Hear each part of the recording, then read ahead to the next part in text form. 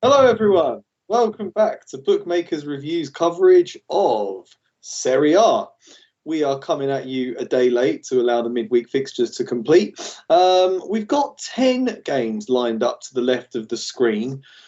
Not quite sure if all 10 are going to be played.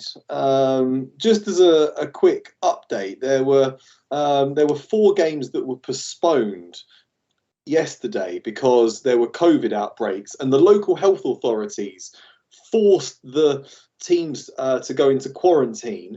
Serie A refused to cancel any games. So we had some farcical scenes whereby Inter Milan turned up in Bologna, went through their pre-match drills, even though there were no Bologna players in the stadium, and then had to leave and go back to Milan. And they should be awarded a 3-0 win, apparently, because that's the rules in Italy. There were other games called off. So I think there's outbreaks in the Torino camp. And a few others. So some of these games might not go ahead. But the first game of the bunch, Venezia versus AC Milan, that is scheduled to go ahead. AC Milan, very good. I mean, they had a COVID outbreak, which robbed them of Romagnoli and Fikayo Tomori. Chia's out for the season, so they got no centre-backs, but they still managed to beat Roma 3-1, which was fantastic. Coming up against the Venezia team that just lost, lingering just above the relegation zone. What do you think, Matt? Can Milan keep the run going, get another win? I think so. I think that they'll continue their winning ways here. It was tough for me to find the value on this one, but I mean, they should be far too strong. I think that they looked pretty good. I just couldn't make if it was Milan looking good or Roma looking really bad, because I thought that Roma were extremely poor, and completely naive, really. Just uh, very rare to see that from a Jose Mourinho side. Just they looked unprepared, and they had a different lineup, a different formation than Milan, and just didn't work out really at all. Because I had Roma in the double chance market in a parlay, and it didn't go so hot for me on that one. So I believe that Milan win this on the road. I mean, they've been really strong. They've scored one or more in their last 13 road matches. They've got Giroud, they've got Ibra, they've got Brahim Diaz kind of picking the passes in between the lines. They'll miss Kessie for the next few weeks at the African Cup of Nations, but yeah, for me here, it's a straight AC Milan win. I think it could be combined in a parlay. So yeah, that's where I would go. Yeah, I went for AC Milan to win and over 1.5 goals because I always think they're liable to concede if they're not going to have any of their 3 main centre backs, and some of their fullbacks are out as well. Calabria's out. They've got a lot of issues back there basically, but all their forwards are fit. And that wasn't the case before the winter break. But you've got Rafael Leao back and Ante Rebic, all their quality players that can make things happen in the final third of the pitch. We saw Giroud started in midweek and Ibrahimovic came off the bench. So maybe it'd be the other way around this time with Ibra leading the line. That doesn't sound particularly good for Venezia to me, considering the form they've been in. A couple of key players suspended for this game as well, Tanner Tessman and Mattia Caldara. So it's all shaping up for an away win. This is where Milan really needs to start picking up points before the fixtures pile up and the injuries pile up and it all goes wrong again. They need to accumulate points, and this looks like a perfect opportunity to do so. Okay, our next game is Empoli versus Sassuolo. Empoli coming off a 3-3 draw with Lazio, which was very entertaining.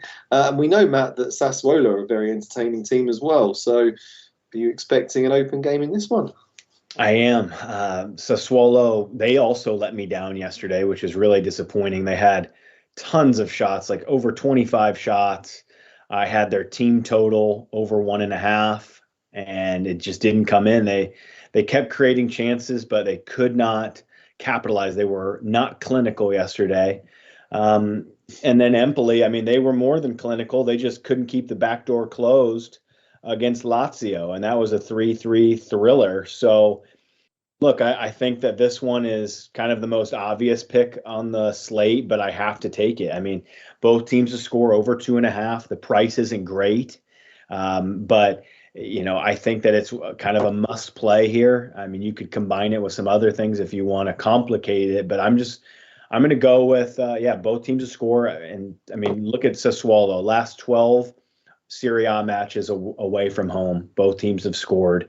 They've allowed a goal in their last 14 Serie A matches. They've scored, in their last 15 away. I mean, so yeah, it all kind of adds up. And Empoli on the other side, they've allowed goals at home and they've been prolific in front of net. So there's that one. But then I'm also going to take a bigger price, Martin. I thought that this was far too big.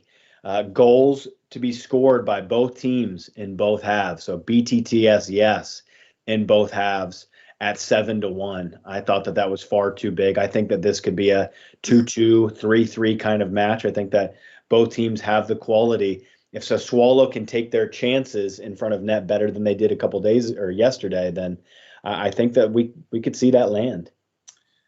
That sounds great, Matt. Yeah, I think that would have paid off, wouldn't it, in Empoli's game yesterday? So, yeah, and at times like this, when there's a lot of games in a short space of time, the defenders can get tired. So we are likely to see a lot of high-scoring games. That sounds really good. I was also looking at both teams to score an over 2.5 goals in this, but the value just wasn't quite there for me. I'm just seeing here you got -150. Yeah, I'd want a bit more value. I guess if you're thinking there's going to be that many goals, though, you could go for both teams to score an over 3.5 goals just to push it out a bit. I reckon that would probably get you closer to even money. That sounds appealing. Yeah, I think this is going to be a high-scoring, very fun game to watch. So look out for that one. Next up, this is Cagliari versus Bologna. Now, this is one of the games that I'm pretty sure isn't going to take place because there were 4 teams across the country that were put into quarantine by their local health authorities, and that was Bologna, Torino, Udinese, and the other game that was called off was Salernitana versus Venezia. So maybe the Salernitana game's not going to go ahead as well. Serie A's blamed the local authorities for confusing and incoherent decisions, they've said. But it's a real standoff between Serie A and the local authorities because they're forcing these teams into quarantine. Serie A's refusing to cancel the games. So we're probably going to get a situation again where Cagliari might just turn up to their stadium, run about on the pitch for a bit, and then go home and be awarded 3 points. Not sure, but there's a chance that they could work things out. But I believe there's like a big COVID outbreak in the Bologna squad, so a bit difficult, Matt. I guess if you were if anything was going ahead, what would you go for in this game? Well, I would love just to be able to bet plus 200 then on Cagliari, and they just run out on the pitch, and then it just cashes in a 3-0 fashion. Yeah, and this one really stinks because I like it. I like this match. I had it written down on my top picks, but you're right. I mean, some of the sports books don't even have this one listed, so it's probably not going to happen. So I don't really want to spend too much time on it, but I think that Cagliari are a nice underdog if this game were to go on. They had a nice win yesterday to get some confidence. Bologna haven't defeated Cagliari in their last 3 away. So it's like one of those where they feel good right now, and they've done well against Bologna in the past. And I think that there would be goals as well. So I would be playing, if this game goes, I would be playing Cagliari plus a quarter of a goal and both teams to score in over 2.5. I think it just makes sense to kind of get on the dog, and that would maybe push this total up and over the 2.5. All right, sounds good. Thanks, Matt. Next up, we have Torino. Their game against Atalanta was called off. It's quite frustrating because, I was going for Fiorentina, draw no bet in this one at -110, which I think looks like a really good bet because I like Fiorentina. I think they're a strong team, and I think Torino have underwhelmed over the course of the season. But once again, I mean, Torino were ordered to go into quarantine from their local health authority. So, the ASL banned them travelling to the game against Atalanta in Bergamo. Well, they might be allowed to play at home. So if we assume it is going to go ahead, what do you reckon, Matt? I think that you would go with what you said, Martin, like the team that just creates more chances and is more clinical in front of net, and you're getting them into the draw no bet market. I mean, they're just going to create more opportunities. So I think that you have a more likely chance of winning that one. I could see this, being a both teams to score yes type of match as well. But yeah, for me, it was a pass. I just need to kind of see more info. It doesn't really sound like this one's going to go. No, and the same. I mean, Udinese's game was called off as well. Udinese were scheduled to play Fiorentina. As far as I'm aware, Fiorentina are okay, but Udinese aren't. Udinese have 7 players and 2 members of staff with positive tests. So it doesn't look like Atalanta are going to be permitted to travel to Udinese either. So maybe we'll just skip over that one and we'll just move straight on to Napoli. Napoli coming up against Sampdoria. What did you make of Napoli in midweek, Matt? I thought they were pretty good against Juventus. They closed the spaces really nicely. Yeah, I think that a lot of people were on Juventus, including myself, and it was a bad pick. And when Napoli threw out their lineup, they struggle. They don't have their A defense, but Mertens and Insigne and those guys still are able to create chances. It's very interesting that Lorenzo Insigne is going to move to the MLS in the summertime to play for Toronto FC in a big money move.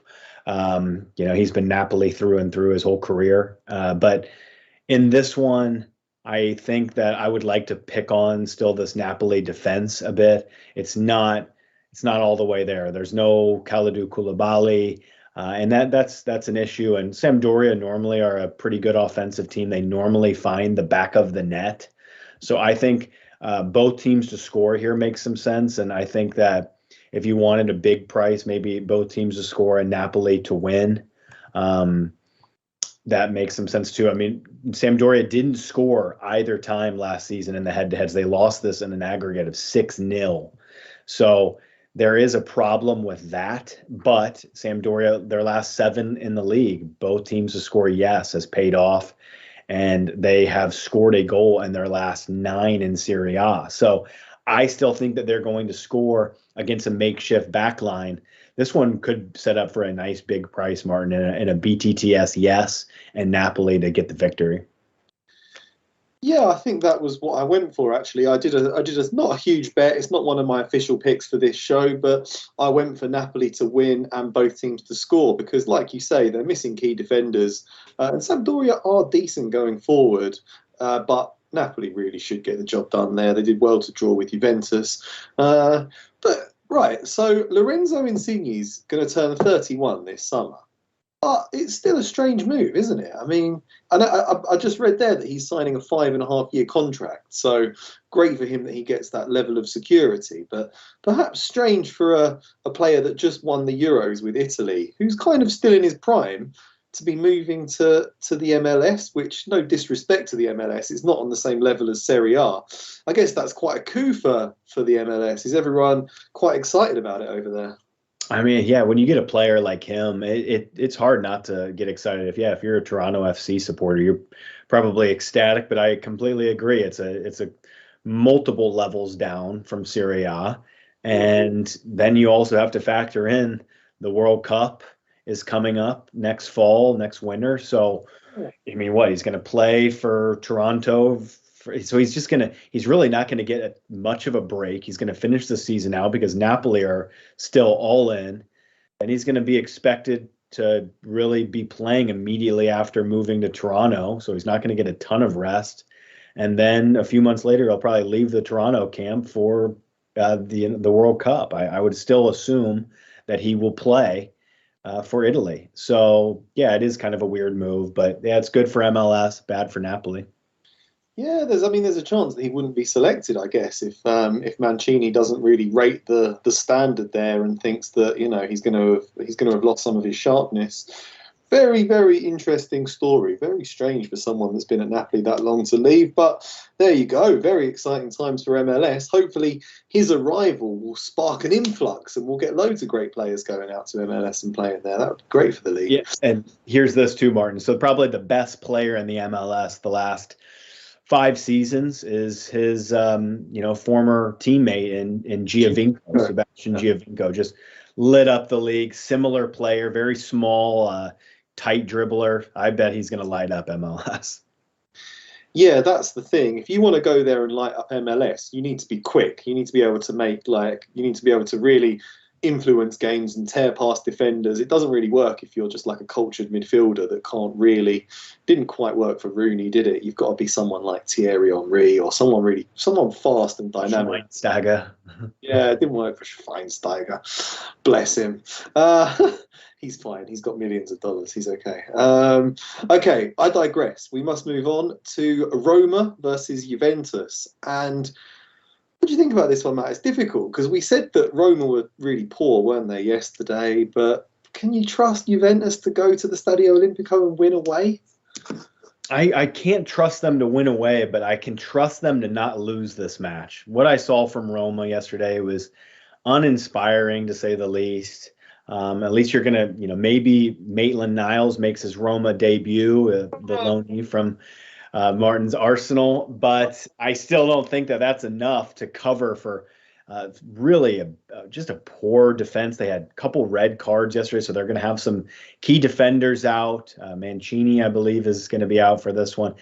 And in Juventus, yeah, they're missing Bonucci and Chiellini, but, still De Ligt, and I think it's Romagnoli or someone like that is their Regani is their makeshift. And I think it's still stronger than what Roma are throwing out there. They still have their same fullbacks. Midfield's okay, but it's uninspiring. And yeah, I'm just not really a big fan of Morata. Love Chiesa, but yeah, not really Morata. But yeah, I still expect them to go there and not be beaten. So I've included them in a 2-teamer. Juventus draw double chance is one of the legs. Okay, nice. Thanks, Matt. We have our next game is Genoa versus Spezia. And no real problems there as far as I'm aware. Both teams don't have any sort of local authorities telling them that they can't play. Spezia weren't particularly good, were they? Losing at home to Verona. They have midfielder Kevin Agudelo suspended. 4 players out with COVID, 4 regular starters out with COVID, which isn't great for them. Coming up against Genoa, this is a battle of 2, relegation-threatened teams here. Genoa having a poor season as well. They're also missing some players due to COVID and suspension and stuff. Difficult one, this one, Matt. What do you think? Have you got any insight on this? No, I think that this was just a clear pass, Martin. Not really wanting to get involved, but if I were forced to, I would be with the home side here in Genoa.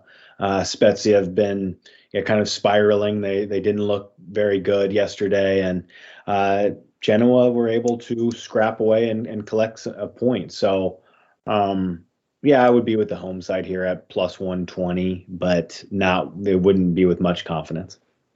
No, not when you consider it's been like months since Genoa won. They've only won once all season, haven't they? So yeah, this is a good one to pass, I think. Okay, next up we have Verona, who I was very impressed with, coming up against Salernitana. I put this one down as well. I've gone for Verona minus 1.25 on the Asian handicap line because I really like it, but I just don't think it's going to go ahead. It was the Salernitana versus Venezia game was called off. And that's because Salernitana have been ordered to quarantine for 10 days. So, I mean, that was only a day or 2 ago. So they're not going to be playing for a while unless those restrictions are lifted. Looks like it's going to be called off. If it does go ahead, Matt, have you got anything on this one? Verona money line to complete the Juventus double chance parlay. I think that they win here. I think that they look really good. They were fantastic yesterday on the counterattack. And they should have far too much for Salernitana here. And hopefully this one does go because it's still showing on some of my sports books here, which is maybe a positive sign because some of the other ones like Atalanta, that one's not showing, and the Bologna match, that one's not showing. So maybe we can get this one to go. And Verona they're an informed side. They're a bet-on team. Yeah, definitely. Yeah, I'm all over Verona, but I just don't think it's going to go ahead, sadly. Next up, final game, which is the biggest game of the weekend. We have Inter Milano, who are the league leaders, coming up against Lazio, and it's Simone Inzaghi's former club, Lazio. They're the only team that have beaten Inter in Serie A all season. They've 14 wins, 4 draws, 1 defeat. And that 1 defeat came against Lazio at the Stadio Olimpico against Inzaghi's former players. So can they do it again, Matt? Or are Inter going to exact revenge? I'm not sure who's going to win this one, Martin. I think that Lazio, they showed some spirit coming back, down 2-3 and scoring late on. They even missed a penalty late on. They could have maybe even grabbed all 3 points, but they showed some fighting spirit. And they're going to have that type of spirit against Inter because we know how informed this side is. And we'll see how they kind of come out of the traps after the winter break. So, yeah, it's hard for me to pick a winner here, but I do think that there's goals. I think I can count on both of these teams finding the back of the net, and there should be a mover, to be able to push this one up, and over the 2.5. I think that we find a winner here, and yeah, both teams to score and over 2.5 for me in this one. Okay, sounds great. Thanks, Matt. I'm pretty confident that Inter are going to win this game and get revenge against Lazio. It was a great performance from Lazio to beat Inter earlier in the season, but since then they have really gone off the boil. That 3-3 draw in midweek didn't inspire me with much confidence at all. They're always dangerous in attack, and I do think they could get on the score sheet in this game because the likes of Milinkovic-Savic can just make something happen out of nothing. But I just think that Inter are going to be too strong for them going forward. Çalhanoğlu's suspended and Dzeko has COVID. But as far as I'm aware, they've got Lautaro Martinez, they've got Correa. Alexis Sanchez is actually fit at the moment as well. They didn't play in midweek. They had that farcical scenes in Bologna, so they're going to be fresh. They're the home team. Everything to me just points to a pretty comfortable win for Inter. So I've gone for Inter minus 1.25 Asian handicap. But I've also had a bet on both teams to score, and I like that. So I would also go for Inter to win and both teams to score as another one if you want a bit more value. Sounds great. Okay, thanks very much. Some of our picks are for games that might not take place, but we'll go over to the wizard in the control room, please. We'll bring them up. We'll say what we're going for. So I've got AC Milan to beat Venezia at over 1.5 goals. I've got Inter with a minus 1.25 Asian handicap at minus 102. Fiorentina draw no bet at minus 110 against Torino, although I'm pretty sure that's going to be called off because Torino are in quarantine. And Verona, I've got minus 1.25 against Salernitana, but I also think that one's going to be called off because Salernitana have been put into quarantine. Yep, I'm on the Sassuolo Empoli, both teams to score and over 2.5, even though the price isn't that great. I just I see that match going one way and it's up and down. And you put 2 units there as well, right? Yep, yeah, that's a banker. And then basically on the other side, so a half unit play on both teams to score in both halves at 7-1 in that match. Juventus double chance with Verona money line. If Verona money line doesn't go, maybe you could combine it with AC Milan money line. I like that too. I think that they should win, and that would probably be a plus price then. Napoli, Sampdoria, both teams to score, yes, at minus 125, and Inter, Lazio, both teams to score and over 2.5 at plus 100. Love it. Thanks, Matt. Thanks to the wizard. Yeah, I mean, some of these games are going to be showing on the sports books, and some of them might go ahead. It's a moving situation. So Salernitana weren't able to play yesterday because the team was put into quarantine. There's a big battle going on between Serie A and the local health authorities of each region of Italy, who have the ultimate authority to overrule Serie A and force players not to attend games. They can't go on transport to get to them. They can order them into quarantine. So there is a chance that they'll work out a deal and that some of these teams will be allowed out. But if they are allowed to play, that would be very good news for Verona because Salernitana have a number of positive cases and they're not looking great. So hopefully it does go ahead, but maybe worth waiting to about an hour before kickoff on some of these games and then making your plays based on the evidence that's in front of us. But thank you very much, Matt. That was great. It's been a pleasure as always. And we'll be back in about 35 minutes to break down La Liga Primera. Thanks.